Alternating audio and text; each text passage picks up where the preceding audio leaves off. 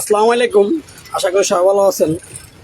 সারা দেশের রাস্তাঘাটের চারপাশে যে অবস্থাটা দেখতেছেন, যে পরিবেশটা, মনে হয় একটা ঈদ ঈদ ভাব হচ্ছে। কেননা নির্বাচনকে কেন্দ্র করে মানুষ 3-4 দিনের ছুটি পাইছে। সবাই আত্মীয় স্বজনকে সবাই গ্রামের মাটির জন্মস্থানের দিকে ছুটছে। সবাই এই সুযোগে আত্মীয় স্বজনের সাথে দেখা করবে, কিছুটা ফ্রি টাইম পার করবে।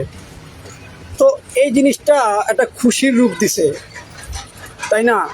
যেরকম খুশির রূপ দিছে, যদি এটা নির্বাচনটা সুস্থভাবে হয় তাহলে তো সেভাবেই থাকলো, কিন্তু যদি কোনো গন্ডগোল, খুন খারাপি, ককটেল বোমাবাজি হয় তাহলে কিন্তু এই খুশিটা দুঃখের রূপ নেবে। মানুষ এবার হাসি খুশিতে যাচ্ছে, কিন্তু আগামীতে মানুষ কখনো নির্বাচন কেন্দ্রে আর যাবে না ভয়ে। কেননা মানুষের ভিতরে এই আতঙ্কটা তখন আবার ছড়িয়ে পড়বে। প্রত্যেকটা মানুষ বাড়ির দিকে ছুটতেছে, রাস্তাঘাটে যে প্রচুর জ্যাম, মানুষের যেটা ঢল নামছে রাস্তায়, গ্রামের দিকে জন্মস্থান দিকে ছুটতেছে মানুষ নিজের পকেটের টাকা খরচ করে। এই সম্মানটা আপনারা জনগণকে দিয়েন। যে দলগুলা নির্বাচনে প্রচারণা চালাচ্ছেন, বিএনপি হোক, জামাত হোক, বা স্বতন্ত্র প্রার্থী হোক, এনসিপি হোক, আপনারা এই দামটা, এই মূল্যটা জনগণকে দিয়েন। না হলে কিন্তু জনগণ পরবর্তীতে এভাবে আর বাড়ির দিকে বা জন্মস্থানের দিকে ছুটে যাবে না। এরকম আমেজ দেখা যায় শুধু ঈদে। ঈদ আসলে মানুষ বাড়ির দিকে ছুটে যায়, আর না হলে এরকম কখনো দেখা যায় না। চারিদিকে মানুষের রাস্তাঘাটে একটা আমেজ সৃষ্টি হয়েছে, রাস্তাঘাটে জ্যাম, মানুষ দাঁড়া রয়েছে ব্যাগ নিয়ে বাড়ির দিকে যাওয়ার জন্য।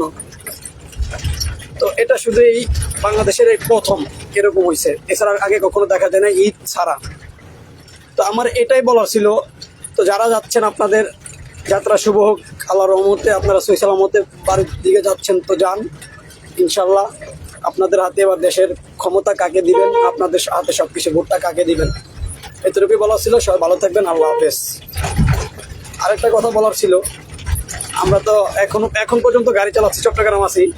এটা হচ্ছে ফ্রিপেড রোড, বন্দরে যাব, চট্টগ্রাম গিয়ে গাড়ি লোড করবো, সেখান থেকে গাড়ি বন্ধ করে হয়তো বাড়ি যাবো ইনশাল্লাহ, যে ভোটটা দিয়ে আসবো।